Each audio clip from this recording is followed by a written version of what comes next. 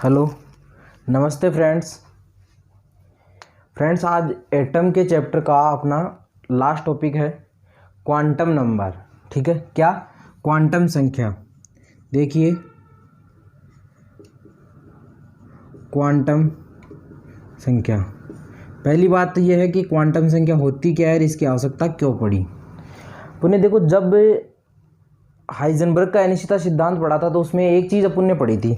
वो चीज़ ये थी कि अपन इलेक्ट्रॉन की स्थिति और उसके संवेग का एक साथ क्या नहीं कर सकते, परीक्षण नहीं कर सकते। दोनों की एक निश्चित स्थिति नहीं बता सकते थे कि इस टाइम पे इसका संवेग ये है और वो इलेक्ट्रॉन है उसकी स्थिति भी ये है। तो ये क्वांटम यांत्रिक्स पे निर्भर था। क्वांटम संख्या का जो फॉर्मूला है, ये जो क्वांटम संख्या है, ये क्वांटम यांत्रिक्स पे निर्भर है। और इसमें ये बताया गया कि कोई भी इलेक्ट्रॉन है या किसी भी परमाणु के बारे में जानने के लिए, किसी भी परमाणु या परमाणु के अंदर उपस्थित इलेक्ट्रॉन के बारे में जानने के लिए, या परमाणु की पूर्ण जानकारी के लिए हमें किसकी आवश्यकता पड़ेगी, क्वांटम नंबर की। यानी ये कह सकते हैं कि किसी भी परमाणु के बारे में पहचान कराने के लिए जिसकी आवश्यकता होती है वो क्या कहलाती है, क्वांटम संख्या कहलाती है। ठीक है, इसकी एक डेफिनेशन और है, किसी परमाणु में उपस्थित इलेक्ट्रॉन की सही जानकारी के लिए, किसी परमाणु में उपस्थित इलेक्ट्रॉन की सही जानकारी के लिए 4 क्वांटम संख्याओं की आवश्यकता होती है। ठीक है, तो अपन को जानकारी किसकी लेनी है, इलेक्ट्रॉन की जानकारी लेनी है, इलेक्ट्रॉन का कंप्लीट अध्ययन करना है। तो देखिए कितनी क्वांटम संख्याओं की आवश्यकता पड़ेगी, 4 की पड़ेगी। ठीक है, तो यानी इलेक्ट्रॉन की संपूर्ण जानकारी और कितनी क्वांटम संख्या है, 4 क्वांटम संख्या। कितनी, 4 क्वांटम संख्या। चारों कौन कौन सी है, एन, एल, एम और एम एस। ठीक है, इसे एस से भी दर्शा देते हैं कभी कभी। ठीक है, ये 4 क्वांटम संख्या होती है, एन, एल, एम और एम एस। एम एस को कभी एस से भी दर्शा देते हैं। ठीक है, अब देखो क्वांटम संख्या के बारे में बता दिया। अब देखो ये चीज़ आप नोट लगा के लिख लेना कि किसी भी परमाणु में उपस्थित इलेक्ट्रॉन की संपूर्ण या सही जानकारी के लिए, या इलेक्ट्रॉन की पूरी स्थिति के लिए, सही जानकारी के लिए, या इलेक्ट्रॉन की एक निश्चित स्थिति की जानकारी के लिए हमें 4 क्वांटम संख्याओं की आवश्यकता पड़ती है। ठीक है, ये तो किसके लिए, इलेक्ट्रॉन की स्थिति के लिए। और यदि कक्षक की स्थिति जाननी है, किसकी, कक्षक की स्थिति जाननी है, तो उसके लिए 3 क्वांटम संख्याओं की आवश्यकता होती है। कितनी की, 3 की। ये दोनों ही क्वेश्चन आपके जेट में आए हुए हैं। क्या, दोनों ही क्वेश्चन आपके जेट एग्जाम में आए हुए हैं। जेट के अलावा ये नीट में भी आया हुआ है और ICR JEE में तो आया हुआ ही है। नीट और जेट में ये 2-2, 3-3 बार रिपीट हो चुका है कि किसी परमाणु की 4 इलेक्ट्रॉन के लिए कितनी क्वांटम संख्याओं की आवश्यकता होती है, 4 की आवश्यकता होती है। और अगर कक्षक की जानकारी लेनी है तो कितनी की आवश्यकता होती है, 3 की। कक्षक में आपको एस की कोई आवश्यकता नहीं पड़ती, एस या जो आपका MS है, इसकी आवश्यकता नहीं पड़ती है कक्षक की स्थिति के लिए, कक्षक की जानकारी के लिए। ठीक है, अब देखो बात करते हैं 1 नंबर से, मुख्य क्वांटम संख्या यानी स्मॉल n। क्या, मुख्य क्वांटम संख्या स्मॉल n। मैं नाम बोलता हूँ और सिंबल ही लिखूंगा, मुख्य क्वांटम संख्या स्मॉल n। ठीक है, स्मॉल n से दर्शाते हैं मुख्य क्वांटम संख्या को। अब यह है कि मुख्य क्वांटम संख्या होती क्या है और इसका काम क्या होता है। देखिए, मुख्य क्वांटम संख्या किसी कक्षा को दर्शाती है। किसको प्रदर्शित करती है, कक्षा के आकार को प्रदर्शित करती है, कक्षा के आकार को दर्शाती है। सीधा सीधा क्वेश्चन पूछा गया है 2018 में जेट में कि जो क्वांटम संख्याएं हैं, चारों क्वांटम संख्याएं, वो किस किस चीज को दर्शाती है। तो उसमें n भी था, l भी था और m भी था। तो सिमिलर का था, तो n के आगे कुछ और लिखा हुआ होगा, l के आगे कुछ और, m के आगे कुछ और। तो जो इनमें से सही आंसर था वो राइट करना था। तो आपको पता होना चाहिए कि जो n होती है वो किसके आकार क्या बताती है, कक्षा का आकार बताती है। अब आपको कक्षा ही पता होनी चाहिए। मैंने देखो आपको बनाया था डायग्राम, तो कुछ इस तरह का बनाया था, ये एटम है। अब देखो इसमें ये निश्चित कक्षाएं होती है, तो ये कुछ इस तरह की कक्षाएं होती है। तो सबसे अंदर वाली कक्षा होती है उसे K कक्षा बोलते हैं। उसके बाद L, M, फिर N, O, P, इस तरह से आपकी कक्षाएं चलती जाती है। समझ गए क्या, इस तरह से आपके आगे की कक्षाएं चलती जाएगी। तो अगर मैं K को अगर नंबर 1 कक्षा नाम दे दूं, L को नंबर 2, M को नंबर 3, N को नंबर 4, O को नंबर 5 और P को नंबर 6, तो ये क्या हो जाएगी, इसकी कक्षाएं हो जाएगी। कक्षाएं हो जाएगी ना। देखिए यहाँ पर आपको कंफ्यूज नहीं होना है, ये कैपिटल एल है और द्विगंसी क्वांटम संख्या में मैं स्मॉल एल लिखूंगा।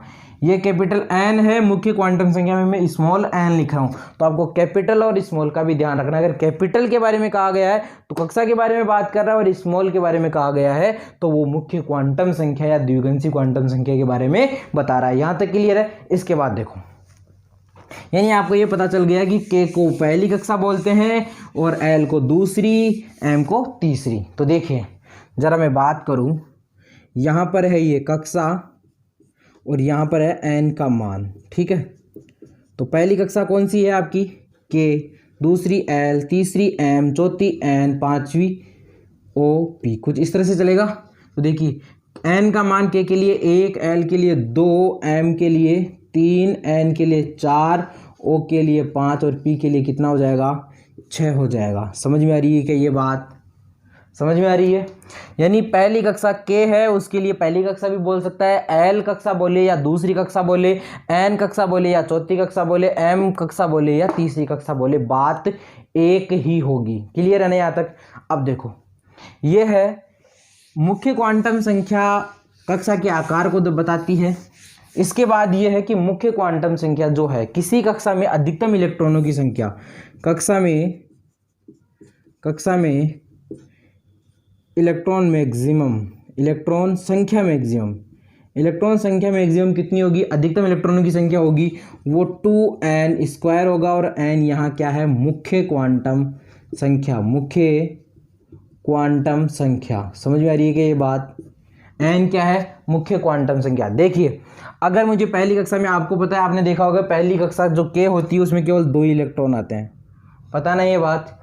दूसरी एल का भी आपको 8 तक पता होगा। इसके बाद के मैं सारे मैं बता देता हूँ। देखो जरा, एन का मान 1 रखा पहली कक्षा के लिए, तो 2 गुणा 1 का स्क्वायर, 1 हो जाएगा, 2 एकम 2। पहली कक्षा के लिए कितने हो गए? 2 इलेक्ट्रॉन। दूसरी के लिए निकालूं, 2 गुणा 2 का स्क्वायर 4, 4 दूनी 8 इलेक्ट्रॉन। समझ में आ रही है क्या बात? कुछ इस तरह से। अगर तीसरी के लिए निकालूं तो 2 गुणा 3 का स्क्वायर 9, 9 दूनी 18 इलेक्ट्रॉन। समझ गए? इस तरह से आप चौथी कक्षा के लिए निकाल लो, 2 गुणा 4 का स्क्वायर, 4 चौक 16, 16 दूना 32। इसी तरह आपके अगर 5 के निकालोगे तो कितना हो जाएगा? 50। जितने इलेक्ट्रॉन आपके निकलते जाएंगे। समझ में आ रही है कि ये बात? आपको किसी भी कक्षा के लिए पूछे, कोई भी एक निश्चित कक्षा के लिए अगर आपको पूछे तो इस तरह से अधिकतम इलेक्ट्रॉनों की संख्या किसी कक्षा में या किसी कोष में, कक्षा को कोष भी कहते हैं, ठीक है, कक्षा को कोष भी कहते हैं, किसी कक्षा या किसी कोष में अधिकतम इलेक्ट्रॉनों की संख्या पूछे तो आप 2n² फॉर्मूले से निकाल देना। कौन से फॉर्मूले से? 2n² फॉर्मूले से, ठीक है। इसके बाद देखो,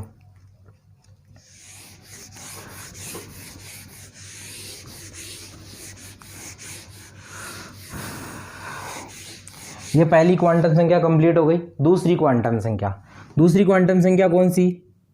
द्विगंसीय क्वांटम संख्या। कौन सी? द्विगंसीय क्वांटम संख्या, जिसको स्मॉल एल से दर्शाते हैं। किससे? स्मॉल एल से। देखो पहले वाली जो एन थी वो किसका आकार बता रही थी? कक्षा का। ये किसका बताएगी? उपकोष का। किसका? उपकोष का। देखिए इस तरह से होता है, जरा पहले कक्षा, फिर कक्षा के अंदर से निकलता है उपकोष, ठीक है, उपकोष, फिर उपकोष के अंदर निकलता है कक्षक, और फिर कक्षक के बाद निकलता है आपका इलेक्ट्रॉन। समझ में आई क्या? पहले कक्षा, फिर उपकोष, फिर कक्षक और फिर इलेक्ट्रॉन। इस तरह से आपका ये क्रम यहां से लेके यहां तक चलता है, ठीक है। इसको एन बताएगा, इसको आपका एल बताएगा, इसको आपका एम बताएगा और इसको एम एस बताएगा। समझ में आई क्या ये बात? एन, एल, एम और एम एस, या इसे एस भी कह सकते हैं, ठीक है। ये मुख्य क्वांटम संख्या, ये द्विगंसी क्वांटम संख्या, ये चुंबकीय क्वांटम संख्या और ये चक्रण क्वांटम संख्या। यानी इलेक्ट्रॉन के बारे में बताएगी चक्रण क्वांटम संख्या, कक्षक के बारे में चुंबकीय क्वांटम संख्या, उपकोष के बारे में द्विगंसी क्वांटम संख्या और कक्षा या कोष के बारे में मुख्य क्वांटम संख्या। पता रहेगा ना? कक्षा से छोटा होता है उपकोष, उपकोष से छोटा होता है कक्षक और कक्षक से छोटा क्या होता है? इलेक्ट्रॉन। यानी ये कह सकते हैं कि कक्षा के अंदर उपकोष होता है, उपकोष के अंदर कक्षक होते हैं, कक्षक के अंदर इलेक्ट्रॉन होते हैं। याद रहेगी ना ये बात? अब देखो इसके बाद जो आपकी द्विघांसी क्वांटम संख्या है ये उपकोष के आकार को या आकृति को बताती है। किसको बताती है? आकृति को बताती है। ये क्वेश्चन आया हुआ है, जेट में ये आया हुआ है, पिछले साल ही आया था। एल है जो किसको बताती है? आकृति को बताती है। देखो इसके बाद ये है कि एल का और एन का कनेक्शन क्या है, एक दूसरे से जो इनका कनेक्शन है, एक दूसरे से जुड़ाव है, वो क्या है। देखो पहले तो इलेक्ट्रॉन की बात करें, यदि किसी उपकोष में अधिकतम इलेक्ट्रॉनों की संख्या निकालनी हो, किसी भी उपकोष में, उपकोष एल किसको बताएगी? उपकोष के आकार आकृति को बताती है। तो उपकोष में अधिकतम अगर इलेक्ट्रॉनों की संख्या की अगर मैं बात करूं, तो अधिकतम इलेक्ट्रॉन ई मैक्सिमम की अगर मैं बात करूं तो क्या होते हैं? 4l + 2, या तो ये वाला फॉर्मूला लगा लो या फिर ये वाला लगा लो, 2 कोष्टक 2l + 1, कोई सा भी फॉर्मूला लगा लो, आपकी जो मर्जी हो वो वाला लगा लो। देखो मैं पहले उपकोष के लिए बात करूं कि पहले उपकोष कौन सा होता है, दूसरा कौन सा होता है, तीसरा कौन सा होता है। देखो उपकोष जो पहला उपकोष होता है वो S होता है, दूसरा P, तीसरा D और चौथा F और पांचवा GH, ऐसे चलता जाता है। लेकिन अपनी जो आवर्त सारणी है उसमें G और H अभी तक नहीं है, तो अपन किसकी बात करेंगे? इन चारों की ही बात करेंगे। देखो जो S है इसके लिए ये तो है आपका क्या? उपकोष, और जो S है उपकोष है उसके लिए जो L का मान है वो 0 से स्टार्ट होता है। यानी ये सिस्टम होता है कि L का जो मान होता है, L का मान 0 से लेकर n-1 तक होता है। L का मान 0 से लेकर n-1 तक होता है। इस लाइन को मैं थोड़ी देर बाद डिफाइन करूंगा, किस तरह से है बताया मैंने। देखो फिर भी S 0, P के लिए 1, D के लिए 2 और F के लिए 3, ठीक है। और अगर L मैक्सिमम अगर आपको निकालना हो तो वो n-1 होता है। क्या होता है? n-1, यानी L मैक्सिमम बराबर n-1, ये फॉर्मूला ध्यान रखना। अब देखो आपको पता चल गया कि S P D F ऐसे क्रम में चलना है, और S को 0, P को 1, D को 2 और F को 3, ये बात पता चली ना। अब देखो इसी को मैं इसमें यूज लेने वाला हूँ। देखो अब आपको एक चीज़ पता होनी चाहिए कि अगर मैं इलेक्ट्रॉन वाले फॉर्मूले को अगर पहले डिफाइन कर रहा हूँ, तो आप जरा यहाँ देखिए कि जो ये इलेक्ट्रॉन वाला है, तो L का मान देखो, मैं किसी S उपकोष की बात करूँ, आपको पता होगा S में 2 इलेक्ट्रॉन भरे जाते हैं, नहीं देखा? S2, 2s2, 3s2, इस तरह से। फिर आता है 2p6, 3p6, 3d10, 4f14, maximum electron ऐसे देखे हैं आपने। तो देखो अगर मैं S के लिए बात करूं तो S में इलेक्ट्रॉन 2 होते हैं, लेकिन मैं अगर इस फॉर्मूले से निकालना चाहूं तो क्या होगा? 4। S के लिए भी आपने क्या देखा? S के लिए यही तो देखा, S के लिए 0, P के लिए 1 और D के लिए 2 और F के लिए 3, ये देखा L का मान। तो देखो 4 × 0 + 2 कितना हो जाएगा? 2 इलेक्ट्रॉन आ गए, किस में? S में। अगर मैं P की बात करूं तो देखिए जरा, 4 × 1, P के लिए 1 + 2 कितना हो जाएगा? 4, 2, 6 इलेक्ट्रॉन। समझ में आई? D के लिए निकाल लो 4 × 2 + 2 कितना हो जाएगा? 10 इलेक्ट्रॉन। F के लिए निकाल लो 4 × 3 + 2, 4 × 12 2, 14 इलेक्ट्रॉन। समझ में आ रही है ना ये बात? किसी उपकोष में अधिकतम इलेक्ट्रॉनों की संख्या 4l + 2 या 2 कोष्टक 2l + 1 वाले फॉर्मूले से भी निकाली जा सकती है। क्लियर है यहाँ तक? अब देखो, अब मैं ये कहना चाहूँ कि कोई चौथा कक्षक है, चौथा कोष है, तो उसके लिए L के कितने मान हो सकते हैं और उसमें कौन कौन से उपकोष उपस्थित होंगे। देखो N का मान 4 है, तो L का मान कितना होगा? इस वाले फॉर्मूले से निकाले। L का मान 0 से लेके n-1 तक होता है।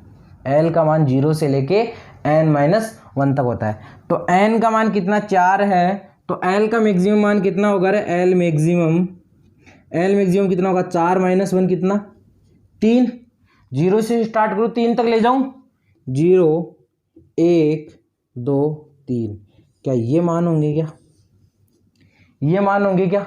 अब देखो अगर N का मान 4 है तो क्या वो चौथा कोष होगा? क्या फोर्थ कोस होगा। और फोर्थ कोस में आपने देखा होगा कि जो ये 0 है ये किसको दर्शाता है, एस को, 1p को, 2d को और 3 किसको, f को, ऐसे दर्शाता है। तो देखो अगर चौथे कोस की अगर मैं बात करूं तो देखो इसमें कौन कौन से पाए जाते हैं, 4s, 4p, 4d और क्या 4f। क्या 4 आ गए क्या, 4s, 4p, 4d और 4f, क्या 4 ही उपकोष है क्या इसमें। तो L के जितने मान होंगे उपकोष भी उतने ही होंगे। दूसरा चेक करें, देखो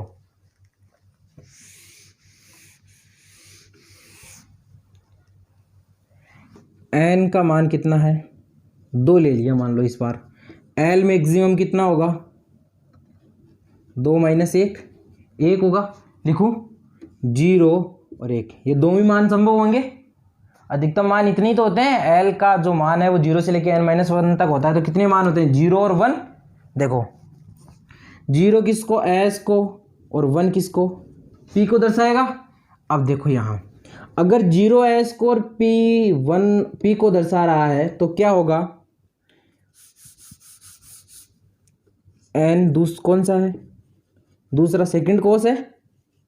देखो सेकंड कोस तो आपने सेकंड में देखा होगा 2s और 2p, क्या दो ही उपकोष आ रहे हैं, क्या दो ही उपकोष आ रहे हैं।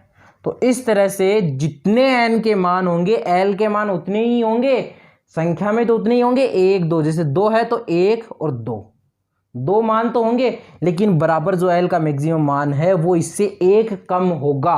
यानी मैं ये कह दूं कि n का मान 100 है साहब, तो L का जो मैक्सिमम मान है वो कितना होगा, 100 माइनस 1 कितना, 99।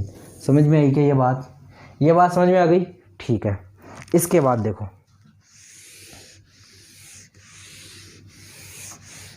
L किसको बताती है, आकृति को बताती है। एक चीज नोट लगा के लिख लेना कि S को उपकोष भी कहते हैं और कक्षक भी कहते हैं। क्या कहते हैं, उपकोष भी कहते हैं और कक्षक भी कहते हैं, जबकि PDF उपकोष होते हैं।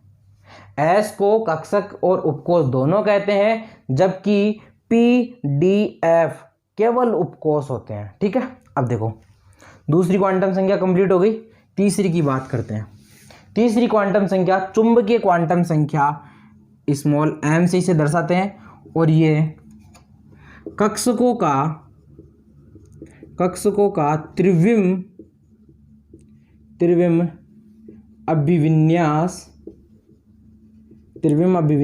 को बताती है। त्रिविम अभिविन्यास को बताती है, क्या बताती है, m बताती है कक्षकों का त्रिविम अभिविन्यास। यानी कक्षक अंतरिक्ष में जो कक्षक होते हैं उनकी आकृति किस तरह की होती है, उनकी 3D में संरचना कैसी होती है, ये कौन बताती है, चुंबकीय क्वांटम संख्या। देखो किस तरह से, अगर चुंबकीय क्वांटम संख्या की अगर मैं बात करूं आपके पास यहां पर, तो देखो किसी एक कक्षा के लिए, पहले बात करते हैं किसी कक्षा के लिए जो m के मैक्सिमम मान है, m के मैक्सिमम मान है वो होंगे आपके n स्क्वायर के बराबर। किसके बराबर होंगे, n स्क्वायर के बराबर। देखो किस तरह से होंगे वो भी अभी बात करेंगे, और कौन कौन से होंगे वो भी बात करेंगे। उसके अलावा उपकोष में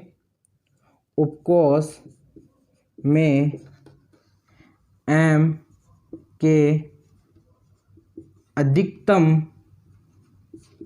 मान वो होंगे 2l प्लस 1। कितने, 2l प्लस 1, जितने l का मान होगा उसका 2 गुना प्लस 1। यानी ये कह सकता हूं कि -l से लेके 0 को सम्मिलित करते हुए प्लस l तक होता है। यानी 0 भी आएगा तो ये 0 तो 1 की जगह आ गया भाई, 1 मान बढ़ गया, और 2l 1l ये रे 1l ये, यानी जितने l के मान आएंगे, जैसे अभी l का मान 3 आ रहा था तो उसके लिए m का मान कितना होगा, पहले इससे ही शुरुआत कर लेते हैं।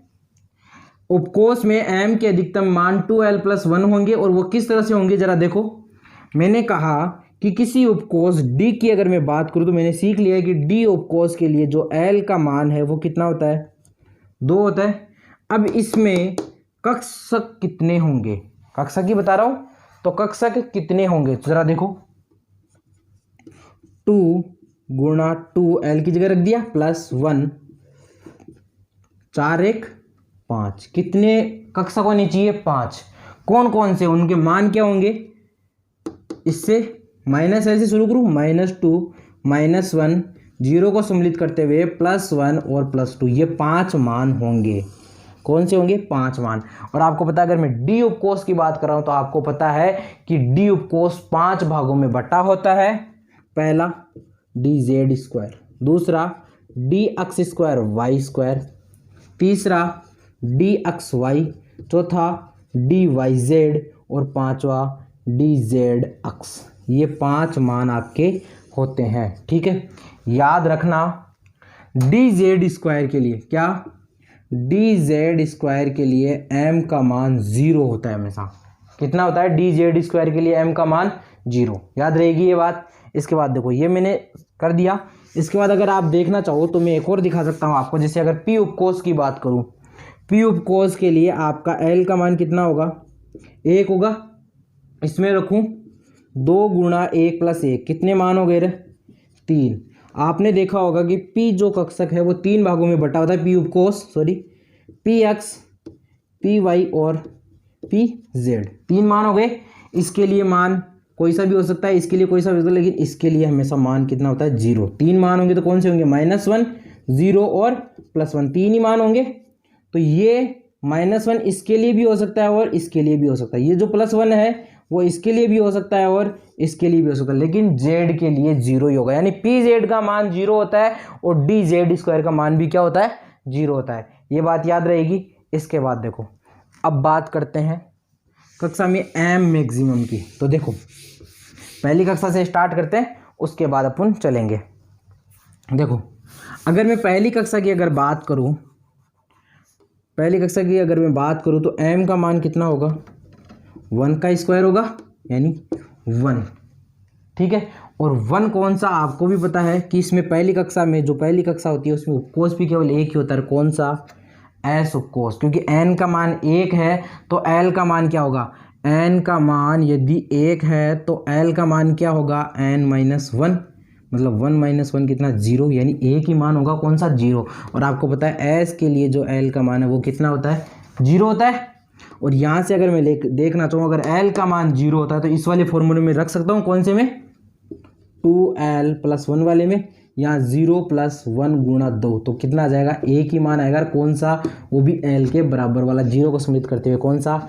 0। ठीक है, तो s के लिए कौन सा होता है? 0। एक ही s होता है। तभी मैंने कहा था कि जो s है वो उपकोष भी होता है और कक्षक भी होता है, लेकिन जो pdf है वो केवल उपकोष होते हैं, क्योंकि उनमें कक्षक अलग अलग होते हैं। कौन कौन से? जैसे p में px, py, pz तीनों, d में 5 होते हैं, dx² y, dz², dxy, dyz और dzx। इसी तरह f में भी 7 होते हैं। कितने होते हैं? 7 होते हैं। ठीक है, इसके बाद देखो, ये मैंने बता दिया कि अधिकतम मैक्सिमम कक्षों की संख्या कौन सी होती है। अब देखो, अगर मैं इसके अलावा दूसरे की बात कर लूँ, दूसरे अगर कोष की बात करूँ तो कितना हो जाएगा? n², 2 दूनी 4। दूसरे में कौन कौन से होते हैं कक्षक? एक तो 1s, एक 2s, एक 2px, एक 2py और एक 2pz। हो गई क्या?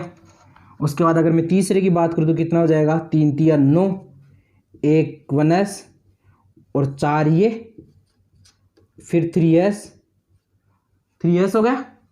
और सॉरी मैंने कुछ गलत कर दिया। दूसरे की बात कर रहा हूँ तो 4, तो दूसरे में 4 हो गए, 2s, 2px, 2py और 2pz। ठीक है, और अगर मैं तीसरे की बात करूं तो तीसरे में 9 कौन से? 3s, 3p के 4, 3p के 3 और 3d के 5। तो 3 × 5 = 8, 1 9। समझ गए? इसी तरह से चौथे के निकालोगे तो कितने हो जाएंगे? 4 × 4 = 16 हो जाएंगे। क्योंकि देखो, 1 s का, 3 p के, 5 d के और 7 f के, कितने हो जाएंगे? 16। समझ गए क्या? इस तरह से ये आपकी चुंबकीय क्वांटम संख्या भी समाप्त होती है। अगली कौन सी है? सबसे लास्ट वाली, चक्रण क्वांटम संख्या। कौन सी? चक्रण क्वांटम संख्या, ठीक है। इसे एम एस से भी दर्शाते हैं और केवल एस से भी दर्शाते हैं। देखो चक्रण क्वांटम संख्या होती है वो किसको बताती है, चक्रण जो क्वांटम संख्या है वो इलेक्ट्रॉन के अभिविन्यास को बताती है। किसको बताती है, इलेक्ट्रॉन के अभिविन्यास को बताती है, ठीक है। अब वो किस तरह से बताती है देखो जरा, इलेक्ट्रॉन के अभिविन्यास है, इलेक्ट्रॉन के अभिविन्यास को नहीं, इलेक्ट्रॉन के चक्रण को बताती है कि वो दक्षिणावर्त होगा कि वामावर्त होगा, यानी वो घड़ी की दिशा में है उसका सिरा या घड़ी के विपरीत दिशा में है, यानी इलेक्ट्रॉन के चक्रण को बताती है, इलेक्ट्रॉन के चक्रण को बताती है, ठीक है। अब देखो ये इलेक्ट्रॉन के चक्रण को बताती है, इसके अलावा इसमें चुंबकीय क्वांटम संख्या में और कुछ भी नहीं है। मैंने देखो थोड़ी सी 2-1 चीज़ें मिस हो गई थी आपकी, जो एक तो द्विगुणित क्वांटम संख्या है और एक मुख्य क्वांटम संख्या है। तो आपकी मुख्य क्वांटम संख्या है उसमें आपने देखा कि n का मान आ रहा है, तो मुख्य क्वांटम संख्या केवल कक्षा के आकार को ही नहीं बताती है, बल्कि मुख्य क्वांटम संख्या द्वारा किसी इलेक्ट्रॉन की त्रिज्या, इलेक्ट्रॉन का वेग, इलेक्ट्रॉन का संवेग, इलेक्ट्रॉन की ऊर्जा भी निकाली जा सकती है। मैं आपको जस्ट पहले बोर का मॉडल पढ़ाया था, उसमें मैंने r लिखाई थी आपको 0.529 into n square upon z, आपको v निकाला था तो 2.188 into 10⁶ into z upon n लिखा था। ई यानी ऊर्जा निकाली थी तो -13.6 into z square upon n square लिखा था इकाई के साथ में। और अगर मैंने कोणीय संवेग लिखा था तो एम वी आर बराबर एन एच अपॉन 2 पाई लिखा था, कुछ ऐसा लिखा था। आप देख लो इसमें भी मुख्य क्वांटम संख्या आ रही है, इसमें भी मुख्य क्वांटम संख्या आ रही है, इसमें भी मुख्य क्वांटम संख्या आ रही है, इसमें भी मुख्य क्वांटम संख्या आ रही है, यानी कि मुख्य क्वांटम संख्या कक्षा के आकार को तो बताती है, उसके साथ साथ मुख्य क्वांटम संख्या क्या बताती है, आपकी त्रिज्या को बताती है, वेग को बताती है, ऊर्जा को बताती है और उसके कोणीय संवेग को भी बताती है, ठीक है। उसके बाद दूसरी आपकी कौन सी थी, द्विगुणित क्वांटम संख्या। तो द्विगुणित क्वांटम संख्या यहीं नहीं रुकती है, द्विगुणित क्वांटम संख्या यह भी बताती है कि जो इलेक्ट्रॉन का जो कोणीय संवेग है, जो इलेक्ट्रॉन का जो संवेग है, चक्रीय कोणीय संवेग है, वो L कोष्टक L+1 कोष्टक इस रूट के बाहर h अपॉन 2 पाई या L कोष्टक L+1 h बार, क्योंकि h बार बराबर h अपॉन 2 पाई होता है, ठीक है। यानी L कोष्टक L+1 h अपॉन 2 पाई, ठीक है। अब आपको L का मान सबका पता है कि S कक्षा, अगर S उपकोष के लिए पूछेगा, P उपकोष के लिए पूछेगा, D के लिए पूछेगा, F के लिए पूछेगा तो मैं L का मान रख दूंगी। अगर मैं इन्हीं सभी का अगर मान निकालना चाहूँ तो कुछ इस तरह से निकलेगा। देखो अगर मैं डायरेक्ट लिख रहा हूँ, अगर पहले की अगर मैं बात करूँ तो L का मान क्या, 0, यहाँ 0, 0 से अगर गुणा होगा तो पूरा पद क्या हो जाएगा, 0, यानी S के लिए जो कोणीय संवेग है वो कितना होता है, 0। अगर मैं P की बात करूँ यहाँ पर तो देखो 1 रखूँगा, 1 1 1 1 1 2 2 1 2, यानी रूट में 2h बार हो जाएगा। अगर मैं D की बात करूँ तो रूट 6h बार हो जाएगा, और अगर मैं F की बात करूँ तो रूट 12h बार हो जाएगा। निकाल के देख लो। D की अगर बात करूँ तो 2 कोष्टक 2 + 1 3 दूनी 6, 6h बार हो गया। अगर मैं इसकी बात कर लूँ तो 3 और 3 4 12h बार हो जाएगा। इस तरह से आपके ये कोणीय संवेग भी निकल जाते हैं। उसके अलावा मैंने बताया था कि ये उपकोष की आकृति को बताती है, तो उपकोष की आकृति को बताती है, मैं कक्षक में भी बता दूंगा, यहाँ भी बता रहा हूँ कि जो S उपकोष होता है, जो आपका S उपकोष होता है, चलो मैं उसी में बता दूंगा। देखो इसके बाद आपके दो चीज़ें सामने निकल के आती है, एक तो निकल के आती है कक्षक और एक निकल के आते हैं आपके नोड, ठीक है। एंड एक तो नोड होते हैं कि एंटी नोड होते हैं, एंटी नोड ही कक्षक होते हैं और नोड अलग चीज़ होती है। कक्षक वह या एंटी नोड वह स्थान होता है जहां पर इलेक्ट्रॉन पाए जाने की प्रायिकता सबसे ज़्यादा होती है, ठीक है। इलेक्ट्रॉन पाए जाने की प्रायिकता सबसे ज़्यादा होती है, वही क्या कहलाता है, कक्षक। क्योंकि मैंने आपको कहा कि कक्षक के अंदर इलेक्ट्रॉन पाए जाते हैं, पहले N, फिर आपका L, फिर आपका M और उसके बाद S, यही तो इलेक्ट्रॉन है। और ये किसके अंदर पाया जा रहा है, M के अंदर, यानी कक्षक के अंदर क्या पाए जाते हैं, इलेक्ट्रॉन पाए जाते हैं, ठीक है। और कक्षक कौन से होते हैं, जिनमें के अंदर इलेक्ट्रॉन पाए जाते हैं, वही क्या कहलाते हैं, आपके कक्षक कहलाते हैं। अब देखो आपके पास पहला है एस उपकोष। कौन सा? एस। इसकी आकृति होती है गोलाकार। कैसी? गोलाकार, कुछ इस तरह से, ठीक है। उसके बाद आपकी दूसरा होता है पी। इसकी आकृति कैसी होती है? डंबलाकार। डंबलाकार यानी जैसे डमरू आता है ना, डमरू, छोटे बच्चों वाला डमरू, उसके समान कुछ इस तरह की होती है, इस तरह से। आपका जो डी होता है उसकी आकृति किस तरह की? द्विडंबलाकार। कैसी? द्विडंबलाकार। इस तरह की एक डंबल बना हुआ है, इस तरह की आप दो डंबल बना दो, ये द्विडंबलाकार आकृति हो गई। और जो आपका एस एफ होता है उसकी विस्तारित आकृति होती है, अनिश्चित आकृति होती है, यानी जिसे बोर्ड पे ड्रा नहीं किया जा सकता, ऐसी आकृति एफ की होती है, बिल्कुल अनिश्चित विस्तारित आकृति होती है, ठीक है। अब देखो इसमें यह है कि जो पी कक्षक है उसमें इलेक्ट्रॉन कहाँ पाए जाएंगे, डी है उसमें इलेक्ट्रॉन कहाँ पाए जाएंगे।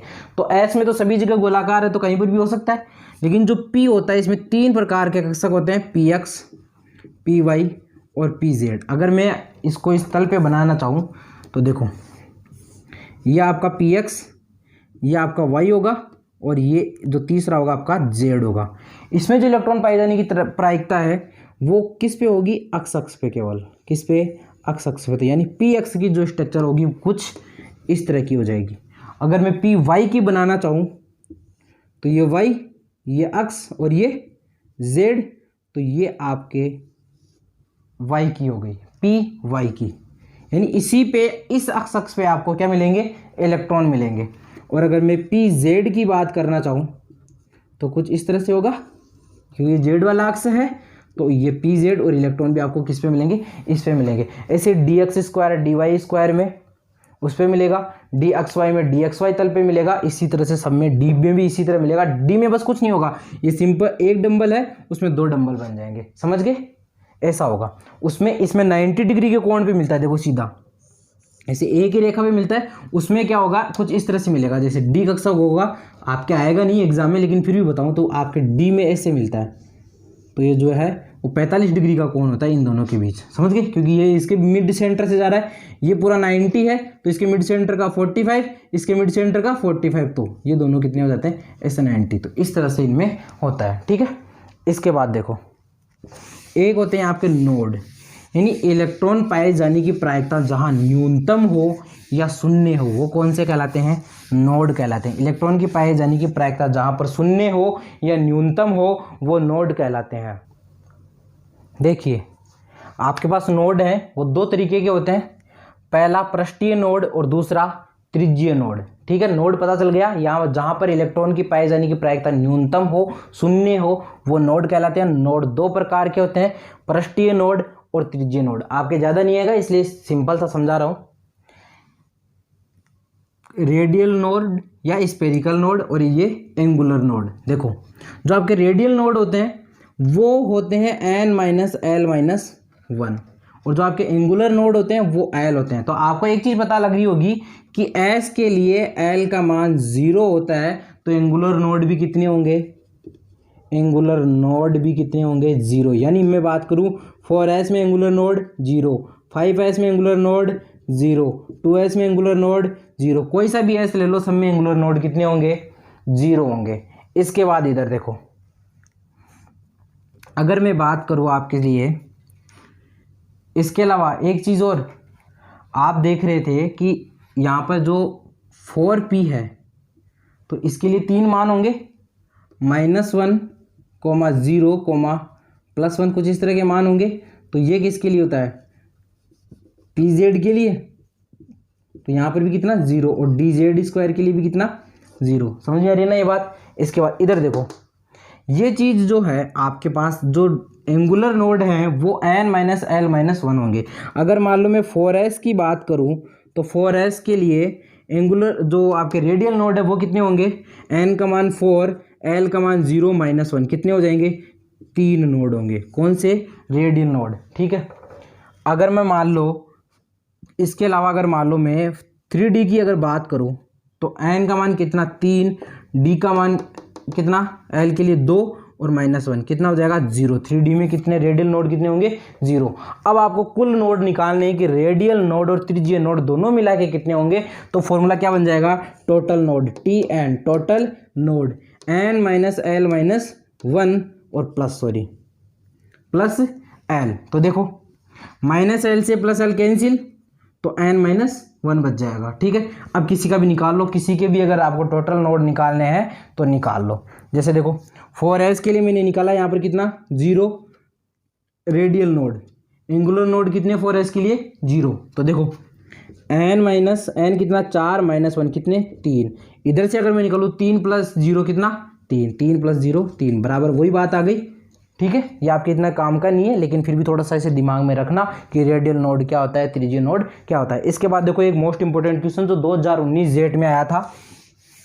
क्वेश्चन क्या था, बेरिलियम के चौथे इलेक्ट्रॉन की चारों क्वांटम संख्याओं का सही क्रम कौन सा होगा। बेरिलियम के लिए चारों क्वांटम संख्याओं, आपको स्क्रीन पे क्वेश्चन दिख रहा है, बेरिलियम के लिए चौथे इलेक्ट्रॉन की चारों क्वांटम संख्याओं का मान क्या होगा। तो देखो मैं आपको सिंपल सा इसका आंसर करके दिखाता हूँ, बोर्ड पे देखो, ये आपका बेरिलियम है। अगर मैं इसका इलेक्ट्रॉनिक विन्यास लिखना चाहूँ तो 1s2 2s2, चौथा इलेक्ट्रॉन 2s2 में जा रहा होगा।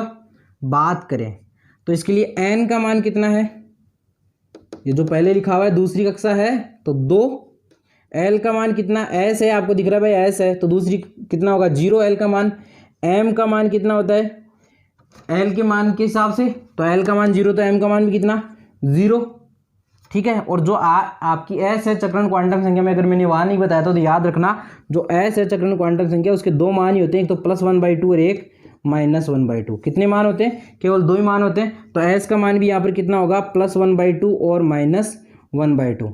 ठीक है, ये तो इसका आपका आंसर होने वाला है। लेकिन आपके क्वेश्चन में ये दोनों आंसर दे रखे तो फिर कौन सा होगा, देखिए अगर यही आंसर दे रखा हो तो ये आपके क्वेश्चन में तो ये देवा तो ये वाला हो जाएगा। ठीक है, लेकिन अगर मान लो +1/2 भी दे रखा हो तो भी यही आंसर होगा, क्योंकि पहले इलेक्ट्रॉन के लिए किसी भी कक्षक में जब पहला इलेक्ट्रॉन आता है तो उसके लिए तो +1/2 लेते हैं, और जब दूसरा इलेक्ट्रॉन आता है तो उसके लिए कितना लेते हैं -1/2। और आपने देखा कि ये तो दूसरा इलेक्ट्रॉन आ रहा है तो कितना हो जाएगा -1/2, यानी चारों क्वांटम संख्या एन एल एम और अगर एस की बात करूँ या एम एस की बात करूँ तो 2 0 0 -1/2 इसका आंसर हो जाएगा। ठीक है दोस्तों, आज की वीडियो में इतना ही। नेक्स्ट वीडियो में बात करते हैं जिसमें अपन 3 नियम पढ़ेंगे, ओबो का रूल, n+l, हुंड का नियम और पाउली का अपवर्जन नियम। थैंक यू वेरी मच दोस्तों।